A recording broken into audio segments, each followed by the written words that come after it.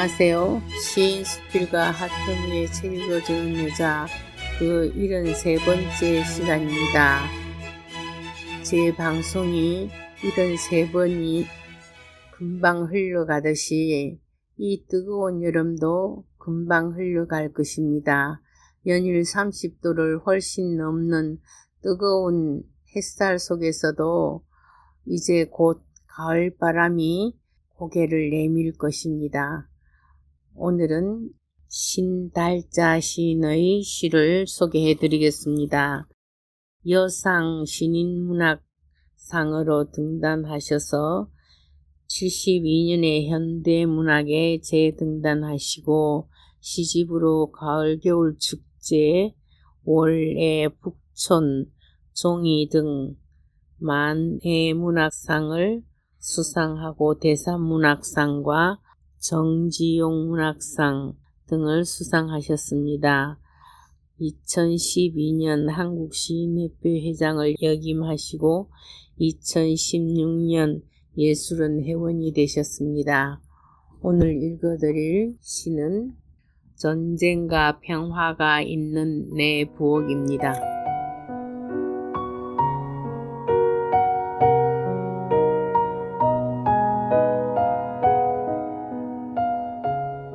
전쟁과 평화가 있는 내 부엌. 신달자.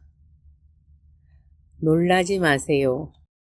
내 부엌에는 불과 불이 있어요.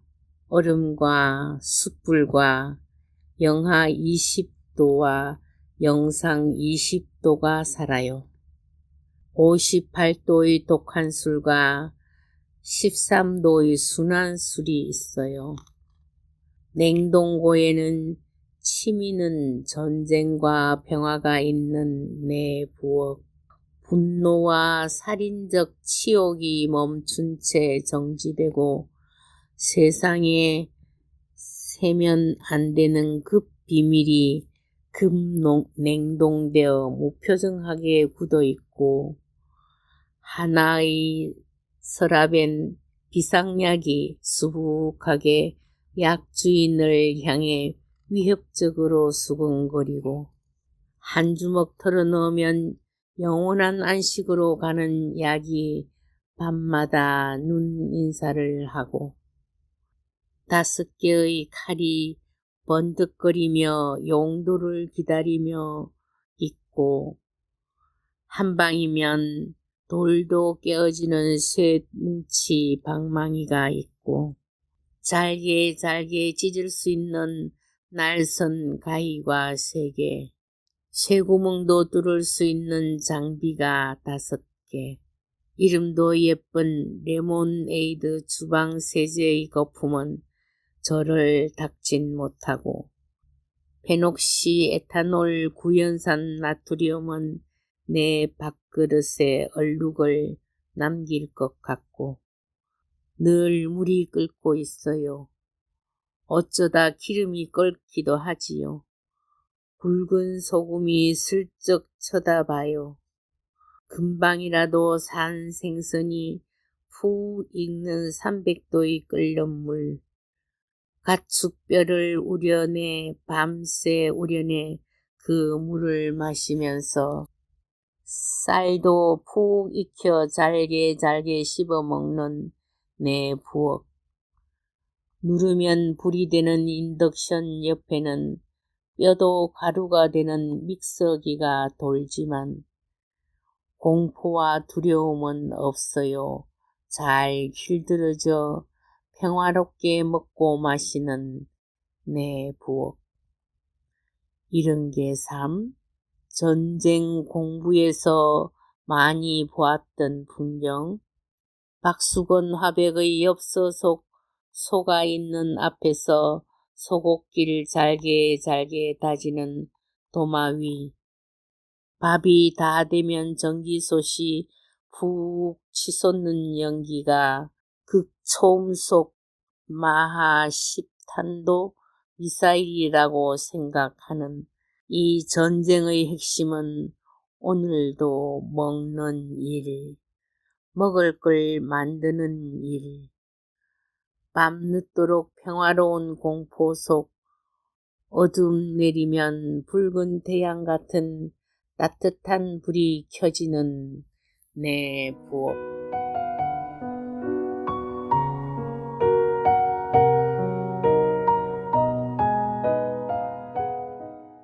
제 이야기는 남해 FM 91.9MHz 라디오와 남해 FM 스마트폰 전용 앱, 그리고 남해 FM 유튜브와 페이스북, 네이버 블로그 소리울의 꿈을 통해서 매주 금요일 저녁 8시부터 30분간 진행됩니다. 재방송은 매주 일요일 저녁 9시와 화요일 오후 5시, 일주일 3차례 진행되고 있습니다.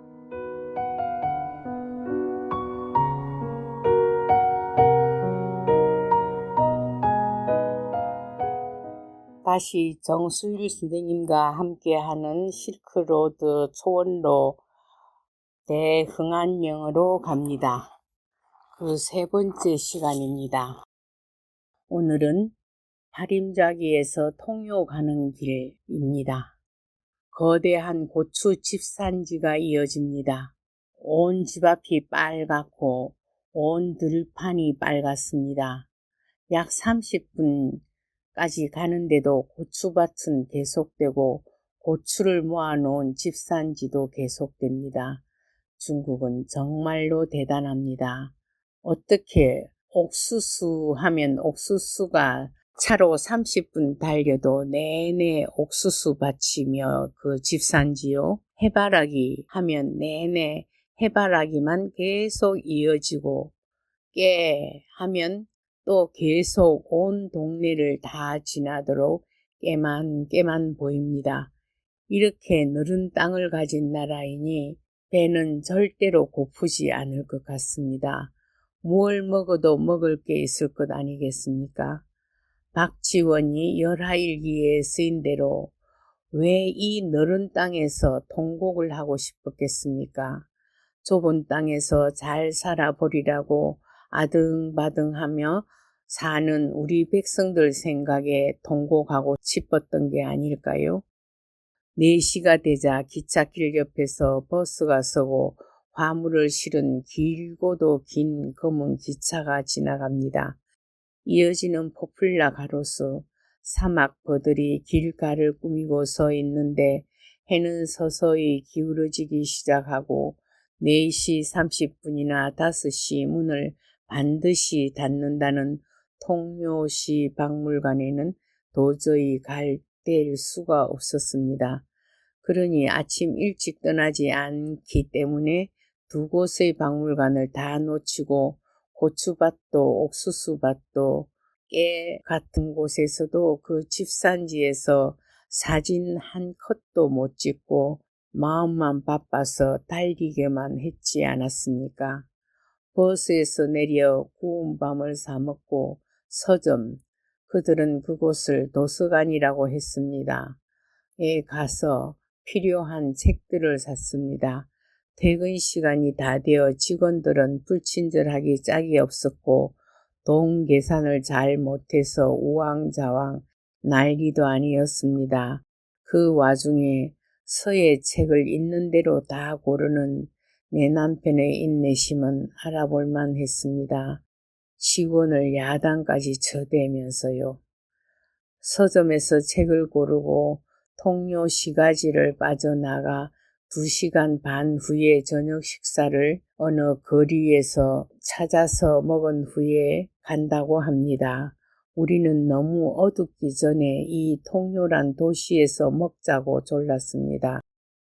늦은 점심을 먹어 사실 배는 고프지 않았지만 그래도 손님들이니 끼니 찾아 밥을 주려면 더 어둡기 전에 먹자고 졸랐는데 가다가 먹겠다고 한 고집을 하는 김 대표가 우겼습니다. 우리는 뒤에 앉아 있다가 조족촌이라는 조선족이 하는 음식점 같아 보이는 간판을 보고 술을 쓰기로 했습니다. 급해 살려줘. 정말 너무 급하단 말이야. 우리 손녀 예림이가 3살 때 잠깐 데리고 있는 중에 배가 아파서 병원으로 갔을 때의 이야기입니다. 의사가 관장을 시켜 한 5분 참게 하라는데도 1분도 안 되어 외쳐대던 그 소리를 뒤에 앉은 모두에게 가르쳐 주었거든요. 그들은 입을 모아 합창을 해댔습니다.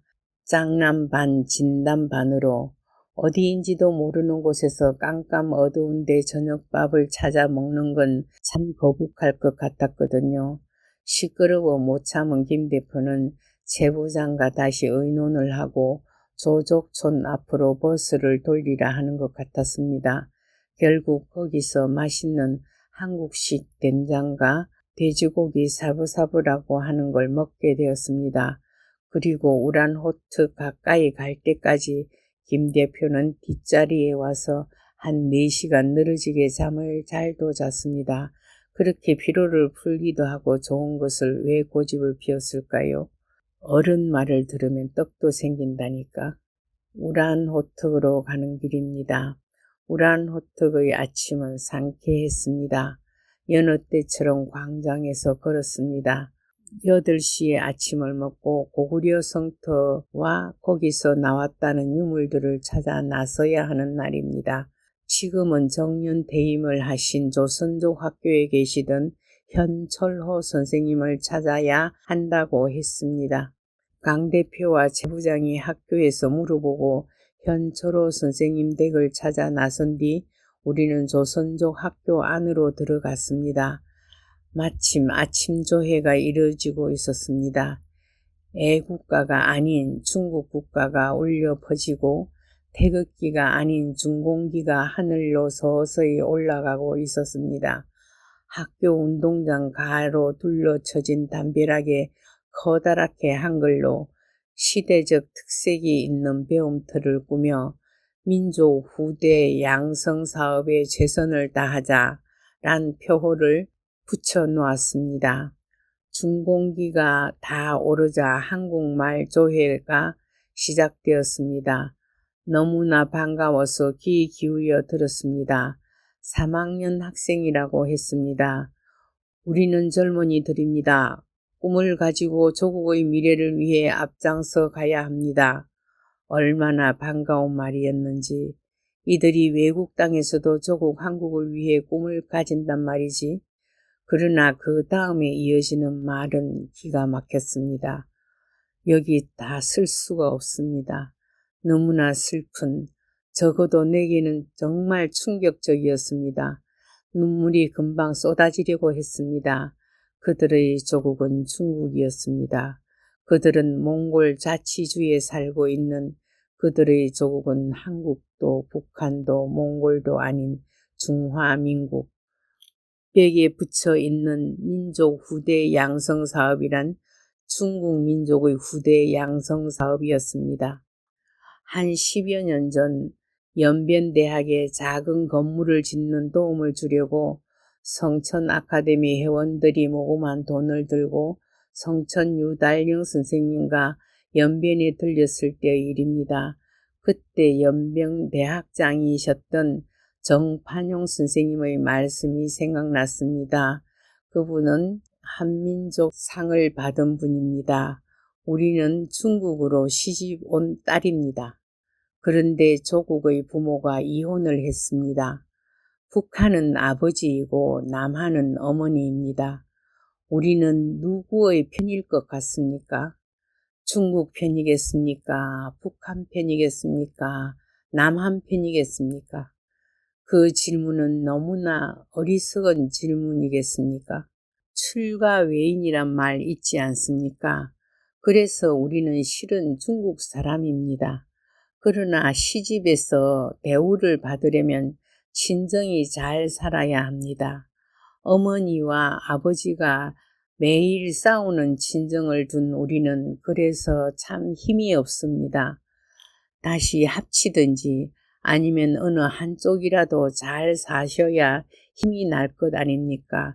제발 여러분 잘 살아주십시오. 그분의 비유는 너무나 절묘했고 통일에 대한 갈망이 절실하게 묻어나는 말이었습니다. 그때 우리는 고개를 끄덕이며 그분의 말씀을 깊이 이해할 수 있었습니다.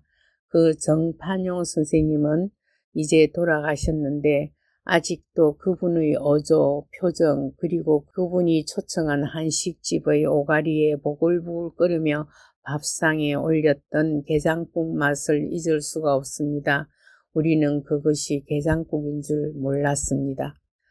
그 이야기를 최총무에게 해주니 정말 감명 깊다며 교수님 성함이 무엇인지 다시 물었습니다. 이 학교가 그녀에게도 꽤 인상 깊었나 봅니다. 선생님, 눈물 나려고 해요. 그렇지 않으세요?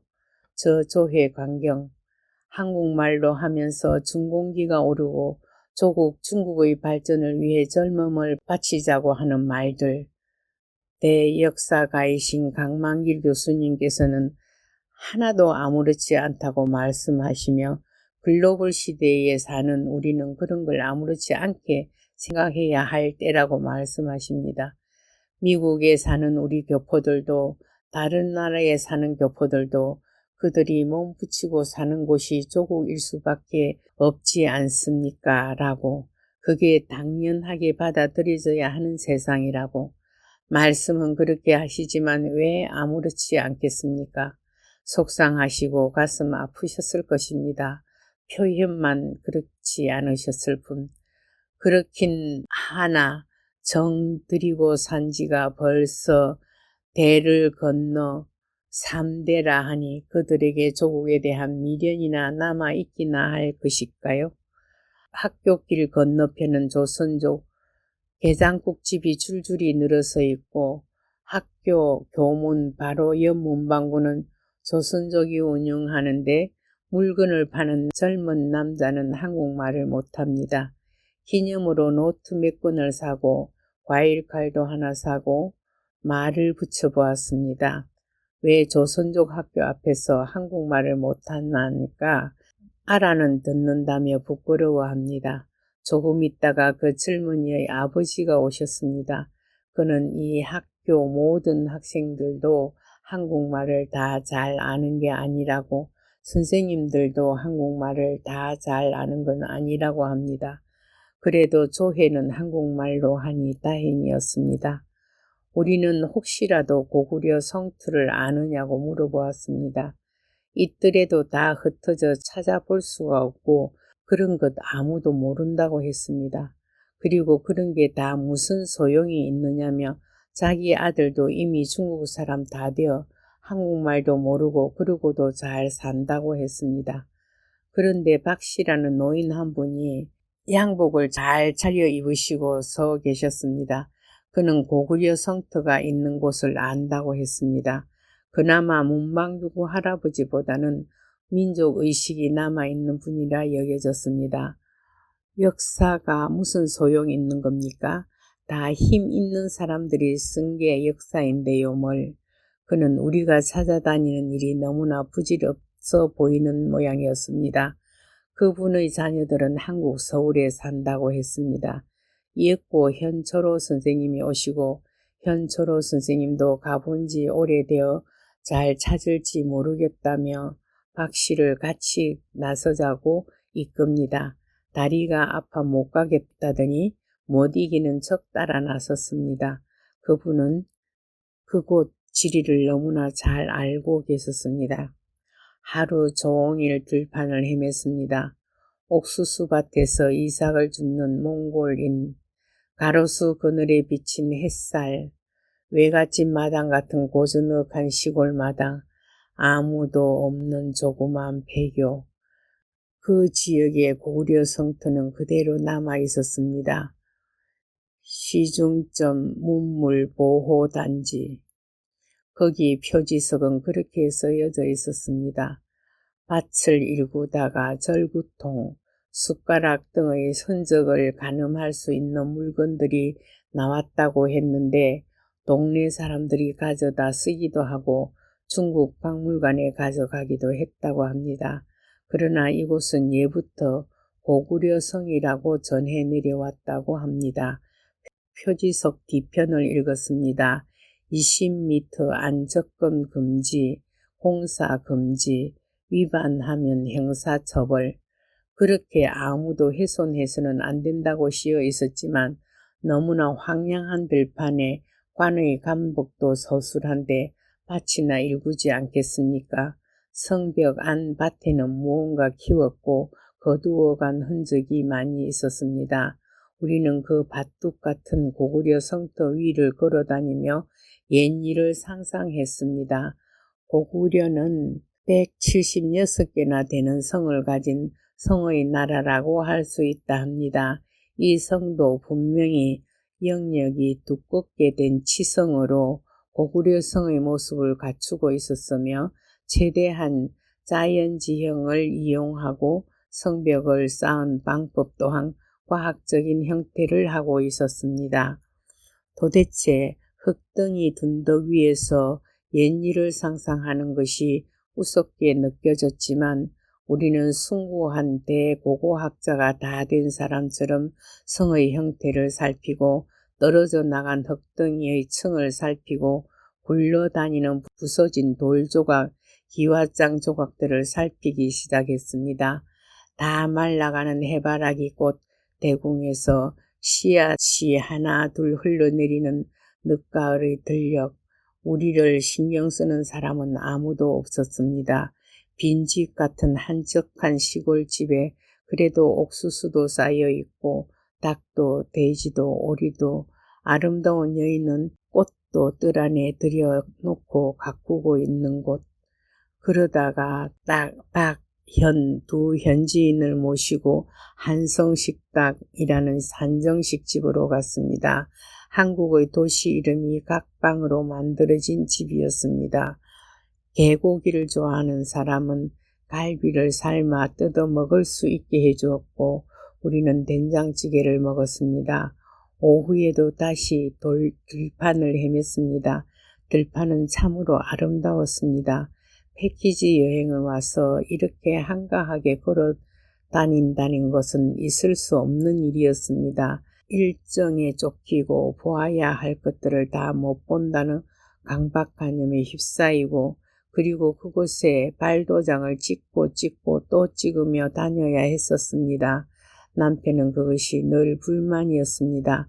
사진을 마음껏 찍지 못했는데도 그곳을 떠나야만 하는 무수한 아름다운 곳들을, 그런데 그냥 산책 나온 사람들처럼 들판을 거닐며 성터의 흔적을 찾아 나서는 일, 그리고 모두 다 알지 못해서 동네 사람들에게 물어 다니던 길, 아마도 정수일 선생님과 함께가 아니면 쉽지 않을 이 길들을 즐기며 천천히 나무가 만드는 묘한 그림자의 아름다움까지 보아가며 그렇습니다. 자연을 즐겨 찍는 남편은 얼마나 행복해했겠습니까? 오후 4시에 징기스칸의 묘로 갑니다. 해가 저물어 가고 있었습니다. 그런데 정말 징기스칸 묘는 아니고 일본이 만들어 기념으로 해주었다는, 그래도 몽골인에게는 영웅인 그의 묘를 보는 것도 의의 있는 것이라고 했습니다. 아마도 우란호특에서는 가장 전망이 좋은 위치에 서 있는 것 같았습니다. 저물어 가는 징기스칸의 묘가 그의 동상에 저녁 햇살이 아름답게 비쳤습니다. 충망성세의 역사는 역사로만 존재할 뿐 살아가는 사람들에겐 사실은 이야기거리나 구경거리로 밖에 별로 더 큰 의미가 없다는 것을 관광지에서 느낍니다. 그 당시를 사는 사람들에겐 얼마나 중요하고 얼마나 두렵고 또 얼마나 위대한 인물이었을까요? 1162년에서 1227년 8월은 세계 역사상 가장 넓은 대륙을 점유한 몽골 제국의 침입자이자 초대 데칸, 이름은 태무진입니다. 그는 바이칼 호수 부근에서 동형을 손에 쥐고 태어났다고 합니다. 그의 아버지가 타타르족에게 독살당해 부족이 흩어집니다. 징기스칸이란 이름은 몽골족을 통일한 후 칸의 자리에 올릴 때 새가 징기스 징기스 하고 울었던 것에서 유래되었다고는 하나 샤머니즘의 광명의 신에서 유래했다고 보는 게 더 옳다고 합니다. 칭기스가 빛의 신이라는 뜻이라고 합니다. 몽골족 기마병은 그 당시 최고였습니다. 칭기스칸은 넓은 영토의 특성상 다스리기가 어려운 정복한 영토를 각각 아들들에게 나누어줘서 다스리게 합니다. 이렇게 몽골의 여러 부족을 통합하고 능력주의에 기반한 강한 군대를 이끌어 역사상 가장 성공한 군사 지도자가 된 그는 서쪽 정벌을 거부한 서하를 응징하려고 하다 병으로 죽게 됩니다. 중국사에는 원나라로 기록됩니다.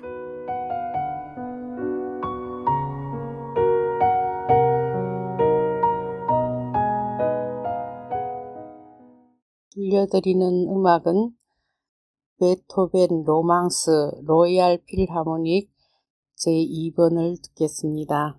잘 들어주세요.